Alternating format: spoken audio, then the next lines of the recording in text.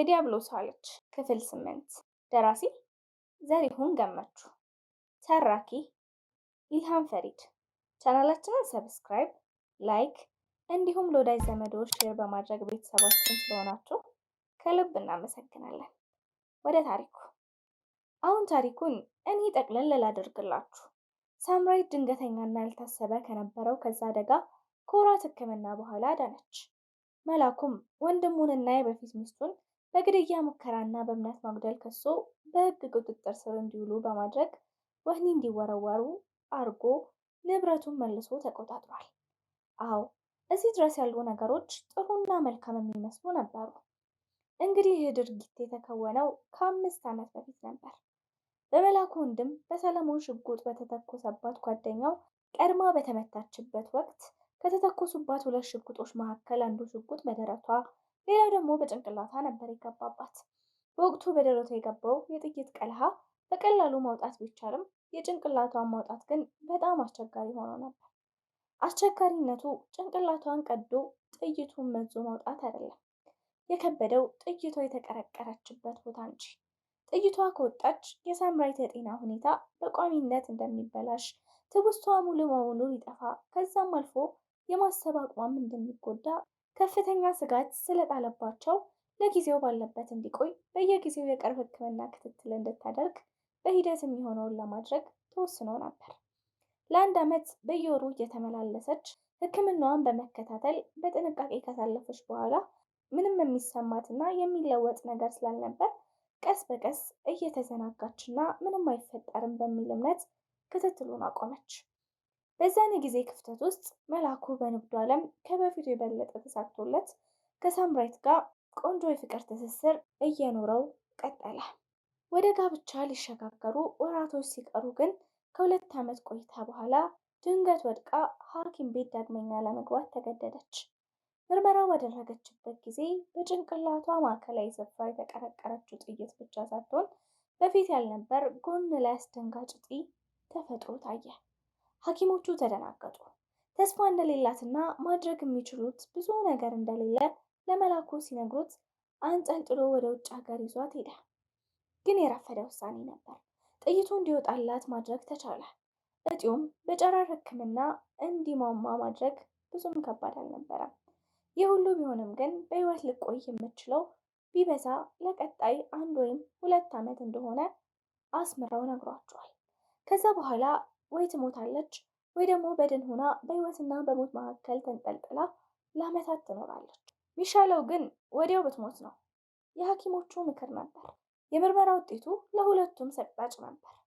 እንግዲህ እነዚህ ፍቅረኛሞች ሳቃቸው ከእንባ የተቀላቀለ፣ ደስታቸው ከፍራቻ የተጋባ፣ ተስፋቸውን ጨለማ የከተበው ከሆነና በዚህ ሰቀቀን ውስጥ መኖር ከጀመሩ ዓመት አልፏቸዋል። እና ንስሬ ባመጣልኝ ታሪክ መሰረት ባለፈው ዋና ገንዳ ውስጥ በዋና ችሎታው የተገረምኩበት ወጣት ታሪክ እንደዚህ ነው። ታማኝ የሚሆነው ለዚች ጓደኛው አግቢኝና ውለጅልኝ የሚላት ይችኑ በጀርመናዊዎቹና በአሜሪካኖቹ ሐኪሞች የ1 ጊዜ ብቻ የተቆረጠላትን ወጣት ነው። እና ምን ላድርግ እንዳለች ልተውት? ትውለድና ትሙት? ከዛ እኔ ለሱ ሚስት ለልጁ ደግሞ እናት ልሆን እንዴ?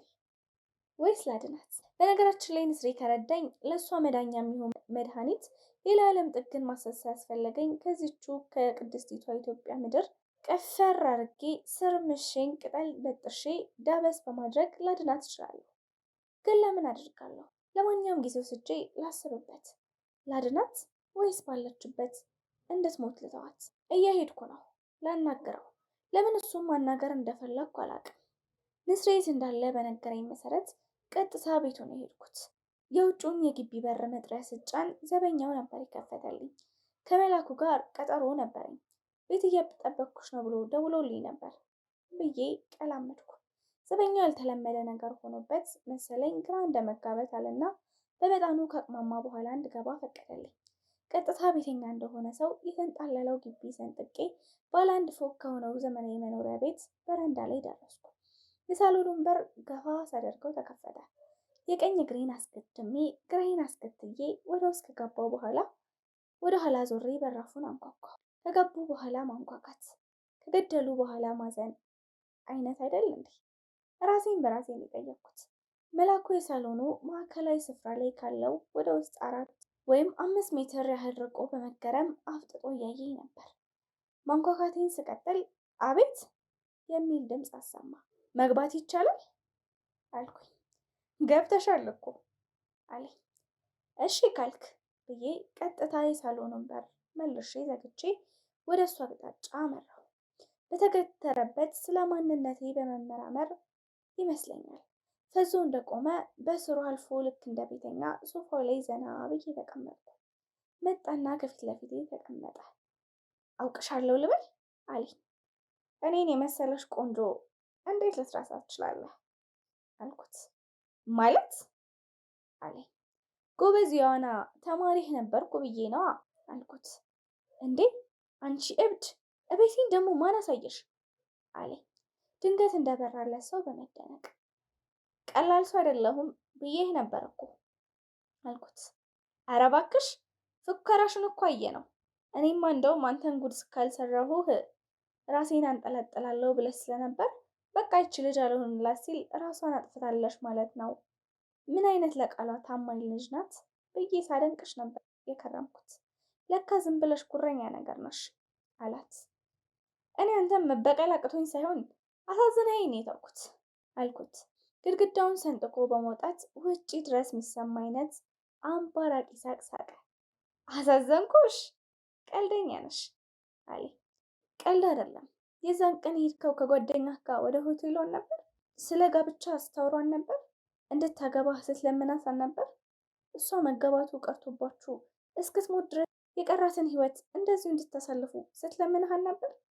ከመሞቷ በፊት ካላገባችህና መጽናኛ የሚሆን ልጅ ካልወለደችልህ በሞተሽ ቀን አብረሃት እንደምትሞት እየነገርካት ስትላቀሷል ነበር? ይህንን ስነግረው እነዛ የኮከብ ከፋ የሚመስሉ ደማቅ አይኖቹ ከወዲህ ወዲያ በመገረም እያሽከረከራቸው ነበር። አንቺ ክፍል ውስጥ ተደብቀሽ ታዳምጪኝ ነበር እንዴ? በንዴት ጡንቻው ውጥርጥር ሲልና ልነቃት አልነቃት እያለ ከውስጡ ጋር ሙግት ሲገጥም ይታወቀኛል። አይደለም ክፍል ውስጥ አልነበርኩም፣ ግን በአካል ባይሆንም ክፍል ውስጥ ገብቼ እናንተን የምታዘብበት ሌላ ዘዴ ነበረኝ።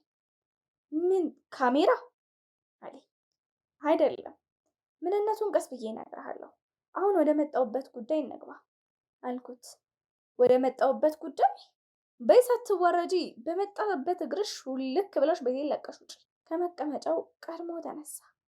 ሁለተኛ እንኳን ቤቴ እኔ ባለሁበት አካባቢ በድንገት ባገኘሽ እውነቴን ነው አጠፋሻለሁ፣ ሲጣርጌ ነው መገልሽ አለኝ። ዘና ብዬ እንደተቀመጥኩ መልስ መልስለት ቀጠልኩ። ዝም ብለህ አትፎክር።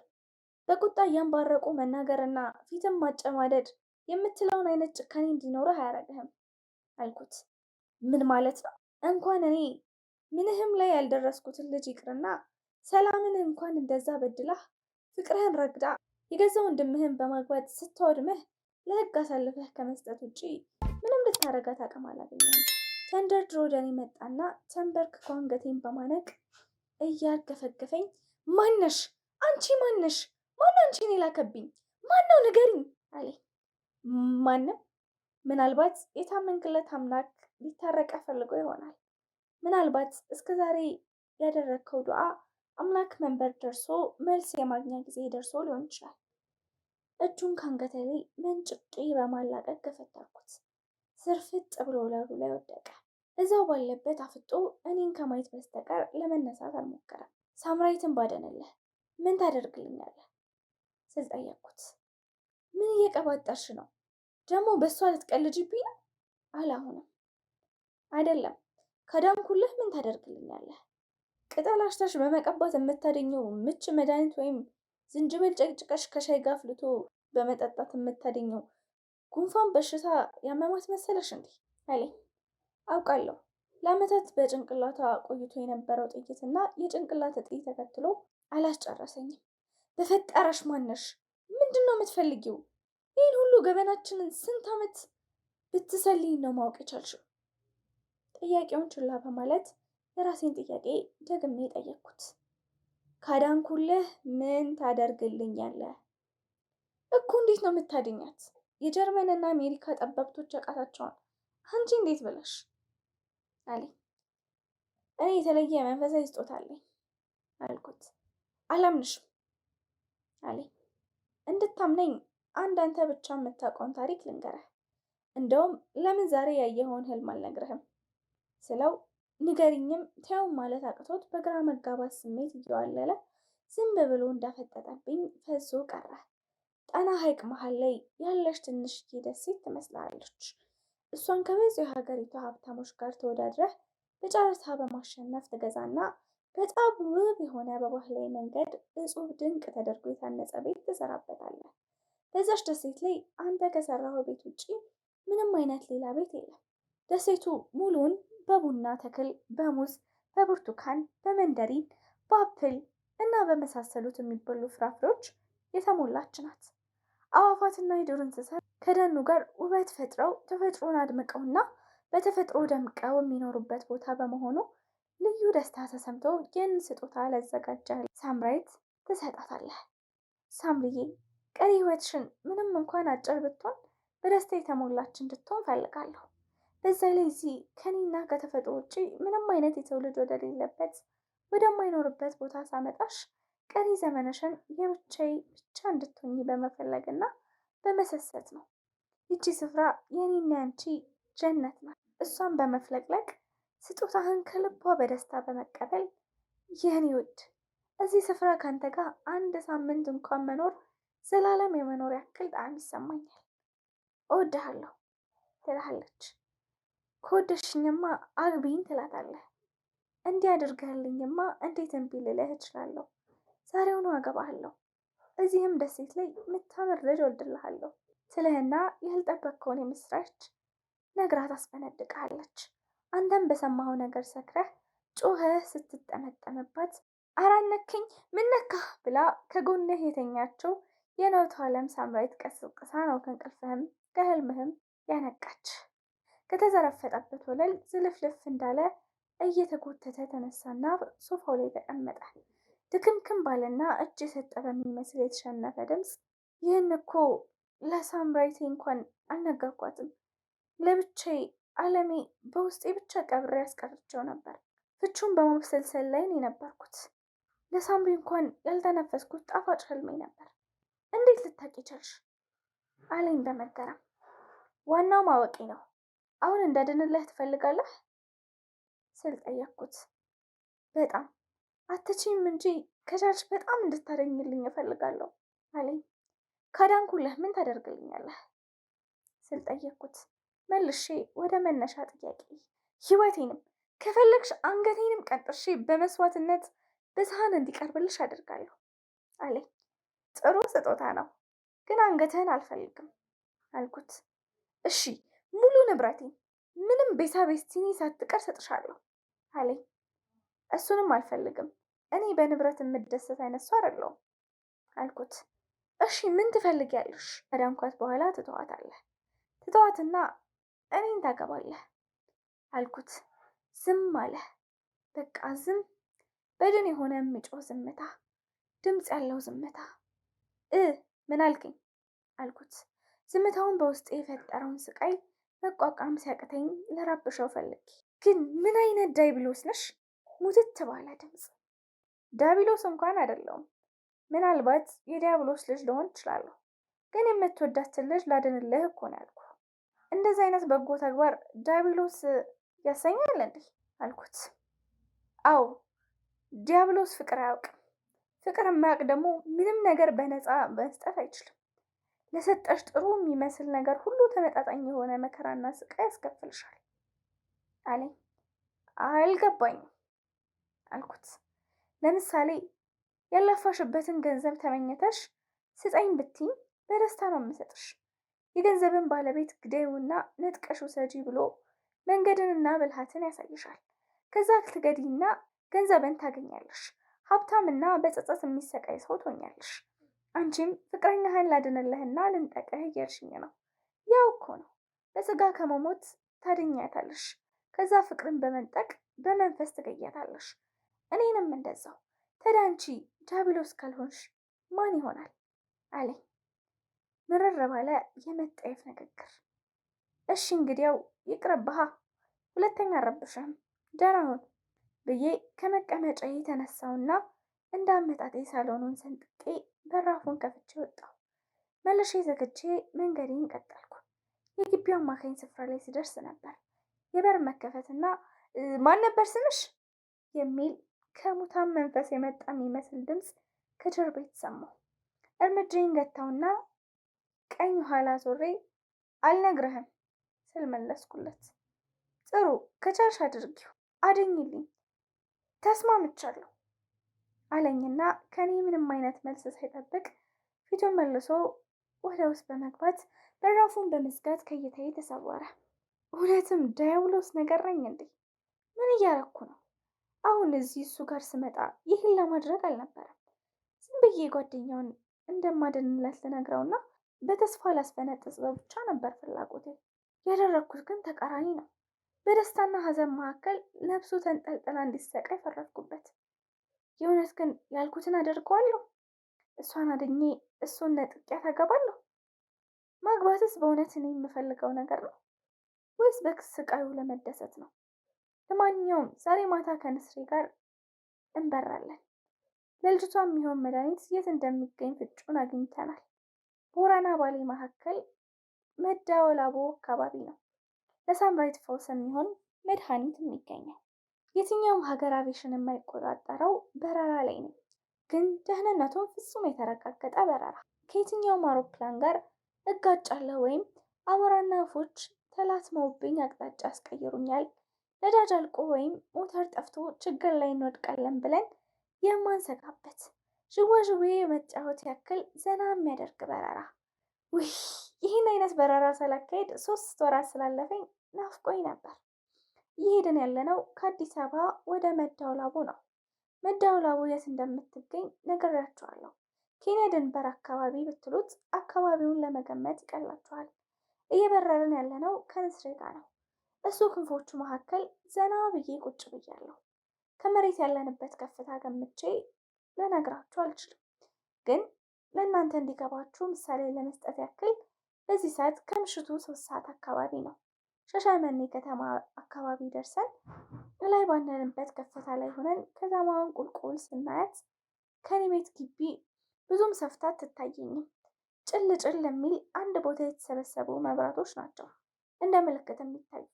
እዚህ ላይ ጉዞውን በተመለከተ ያላችሁን ጥያቄ ላብራራላችሁ። እንዴት አንቺን የምታክል ሴት እዛሽ ንስር አካል ላይ ሆነሽ ልትበሪ ትችላለሽ?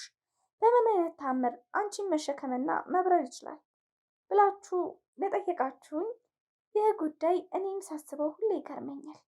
የሆነ ቦታ ልንሄድ ስንል መጀመሪያ የለበስኩትን ልብስ አንገቴ አካባቢ አጥብቆ በመቋጠር በመያዝ እያምሰገሰገ ወደ ሰማይ አንጠልጥሎ ይሰምጣል። አየሩን ሰንጥቆ ከደመናው በላይ ከሆነ በኋላ አሽቀንጥሮ ወደ ላይ ወረወረኛል። ወደ ታች መውረድ ስጀምር ተንሳፎ ከስር ይገባል። ከዛ ክንፉ መካከል ቁጭ ማለት ስችል ነው የማውቀው። ይህ የሚሆነው እሱ በፊት ከነበረው ግዝፈት በብዙ እጥፍ ራሱን አሳድጎ ይሆን ወይስ የኔን መጠን በብዙ እጥፍ ቀንሶ አይገባኝም። ብቻ ሳይቸገር እኔን ተሸክሞ ዘና ብሎ እየቀዘፈ የፈለገውን ያክል ኪሎ ሜትር መጓዝ ይችላል። የምንፈልግበት ቦታ ከምሽቱ 4 ሰዓት አካባቢ ነው የጣለኝ። ከአውሬ ድምፅና ከጥቅጥቅ ጨለማ በስተቀር ምንም የሚሰማ ነገር የለም። ይቅርታ፣ አረ ብዙ ድምፅ ይሰማል። የደረቁ ቅጠሎች በንፋስ ተገፍታ ከዛፍ ሲወድቁ ይሰማሉ።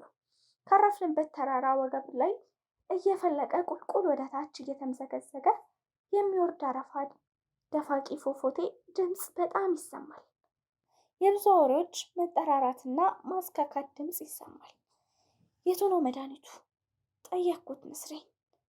አንድ ከኔ ቁመት ብዙም የማትበልጥ ቋጥኝ ላይ ዘና ብሎ ቁጭ በማለት ዝም አለኝ። አይምሮህን ክፈትልኝ ጠየቅኩት፣ የሚያስበውን ማወቅ ስለፈለግኩ። ቁልፍ አደረገና ችላ አለኝ። አንዳንዴ ደግሞ ችግር አለበት፣ እንደዚህ የሚጠምበት ጊዜ አለ።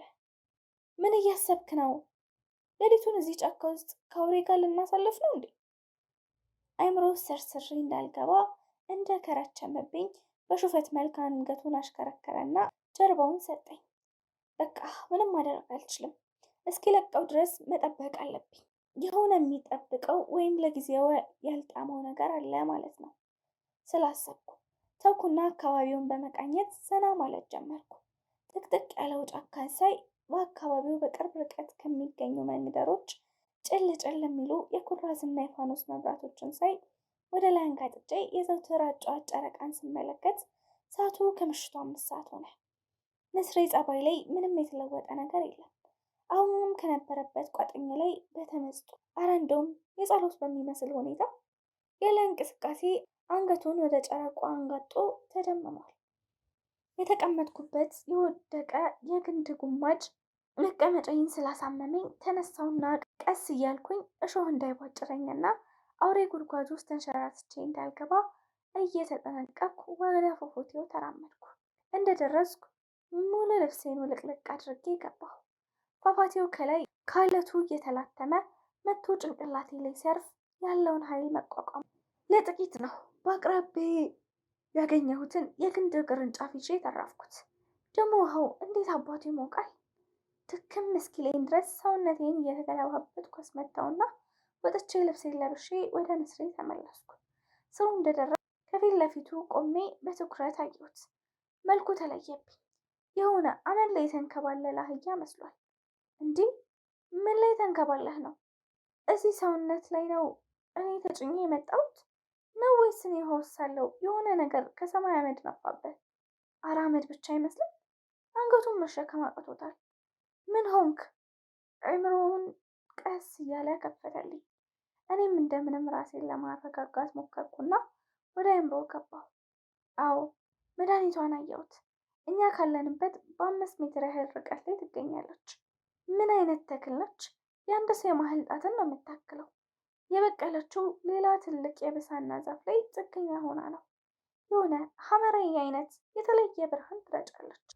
እንዴ ታዲያ እንደዚህ ምን ዝልፍልፍ አረገ? ሄጄ ቀንጥሼ ልምጣና የመልስ ጎጃችንን እንቀጥል። አእምሮዬ ላይ መልእክት አስቀመጠልኝ። ልክ ከሌሊቱ 6 ሰዓት ላይ መቀንጠስ ምችው። ሞባይሌን አወጣውና አብርቼ ሰዓቴን አየው። 5 ሰዓት ከ20 ይላል እና ገና 40 ደቂቃ መጠበቅ አለብን አልኩት። የግድ ነው ሲል ወደ አእምሮዬ መልእክት ላከ። በቃ እንጠብቃለን። አንተ ግን ምን ነው እንደዚህ አዘንክ? ደስ አላለህም ስለው መድኃኒቱን ጥለን እንሂድ አለኝ። ያልጠበቅኩት ንግግር ነው። እንዴ ለምን? እዚህ ድረስ በዚህ ሌሊት የለፋነው ለመድኃኒቱ አይደል እንዴ አልኩት። አዎ ቢሆንም ጥለነው እንሂድ የሚል መልእክት ላከ። እንዴ ምን ነካ? በዚህ አይነት ሁኔታ እስከዛሬ ብዙ ሰዎች አድነናል። ከኢትዮጵያ ሱዳን፣ ኤደን፣ ባህረ ሰላጤ፣ ኢራቅ ድረስ እኮ ሰውን ለማዳን የሚሆን መድኃኒት ፍለጋ ሄደን በስንት ልፋትና ጥረት አግኝተን ብዙ ሰው አድነን እናውቃለን። መድኃኒት ያለበት በእንዲህ ሁኔታ ቀርበን ግን አንድም ቀን ትተነው እንመለስ ብለኸኝ አታውቅም አልኩት። ይሄ የተለየ ስለሆነ ነው አለኝ። ምንድን ነው የተለየው? ልጅቷን አያድናትም አልኩት። ያለምንም ጥርጥር ያድናታል ሲል መለሰ። እና ታዲያ ገባኝ። ልጅ ውሃን ካዳንኳት በኋላ ባሏን ስለምወስድባት አሳዝና ወይም እኔ ያልሆነ ነገር እንዳልሰራ ለመከላከል ነው አይደል? አይደለም። ይህ ተክል የአባትሽ ዘመዶች በምድር ላይ በተኑት ተክል ነው። ይህን ያየሽውን ተክል ማንም ሰው ባይኑ ማየትም አይችልም። እኔ እኮ እያየሁት ነው አልኩት። አንቺ ያየሽው የአባትሽ ደም በውስጥሽ ስላለ ነው። አባትሽ የሚለውን ቃል ለሁለተኛ ጊዜ ሲደግመው ነው ያስተዋልኩት። የአባትሽ ዘመዶች ነው ያልከው አልኩኝ። አዎ የአባትሽ ወገኖች ይህን ተክል በምድር ላይ እንዲበቅል አድርገው ሲበትኑት ለመድኃኒትነት እንዲሆን አስበው አይደለም እንዴ? እና ለምንድን ነው ስል ጠየቅኩት። አንቺን ለማግኘት ብሎ ጭራሽ ግራ አጋባኝ። እንዴት አድርገው ነው እኔን የሚያገኙኝ? ደግሞ የት ናቸው ስል ጠየቅኩት። ክፍል 9 ይቀጥላል።